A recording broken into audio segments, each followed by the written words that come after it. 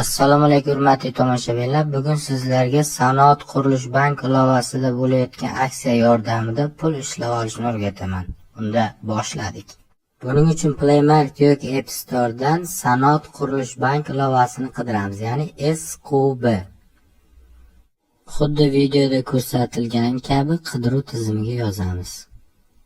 Aytmoqchi, kanalimizga obuna bo'lishni va videoga like bosishni unutmang. Videoda ko'rganingizdek ilova ikkinchi o'rinda chiqdi. Uni o'rnatib ochib olamiz. Ilova ichidagi ba'zi joylarni ekran tasviri qilish taqiqlanganligi uchun e'tibor bilan tomosha qilishni va tushunmagan joylaringizni qayta ko'rishni maslahat beraman.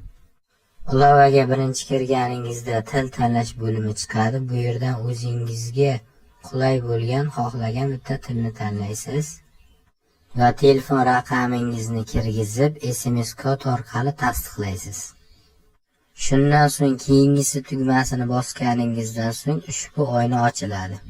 Bunda o'zi yozilgani kabi birinchisiga ismingizni, ikkinchisiga familiyangizni yozasiz. E'tiborli bo'ling, aksiyada qatnashishni boshlash uchun taklif qiluvchi kodi degan joyga videoda ko'rsatilgan kodni yozasiz.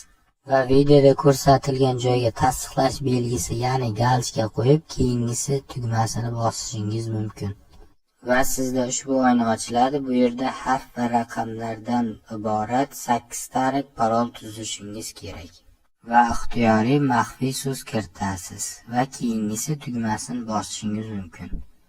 Va keyingi oyna ochiladi. Bu yerda nomeringizni SMS orqali yana bir bor tasdiqlaysiz va parol kiriting degan joyiga boya o'ylab topgan 8 talik parolingizni kiritasiz va kirish tugmasini bosasiz. Va ilovaga har safar kirishda so'raydigan 4 talik pin kod o'ylab topasiz va kiritasiz.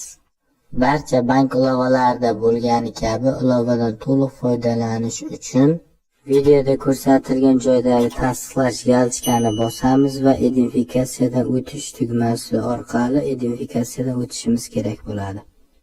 Agarda sizda savol yoki muammolar bo'ladigan bo'lsa, videoda ko'rsatilgan Sanoat qurilish bankining qisqa raqamiga qo'ng'iroq qilgan holda bilib olishingiz mumkin bo'ladi. Identifikatsiyadan o'tgandan so'ng ilovadagi aksiyadan to'liq qatnashish mumkin. Buning uchun taklif uchun bonuslar bo'limiga kirish kerak va bu yerda o'z taklif kodingizni olasiz. Va ushbu taklif kodi orqali Sanoat qurilish bank ilovasidan ro'yxatdan o'tgan har bitta do'stingiz uchun 10 ming so'm pul mablag'iga ega bo'lasiz. Va mablag'ni olish tugmasi orqali pullaringizni xohlagan vaqtda yechib olishingiz va xohlagan vaqtda ishlatishingiz mumkin bo'ladi. Mablag'ni olish tugmasini bosishimizdan oldin ilovadagi yana bo'limiga o'tamiz va bu yerda mening kartalarim bo'limiga kirgan holda va bu yerda tepadagi plus tugmasini bosish orqali Sanoat qurilish bankining virtual kartasini bepulga ochamiz va ushbu kartaga ishlab topgan pullarimizni o'tkazib olishimiz mumkin bo'ladi.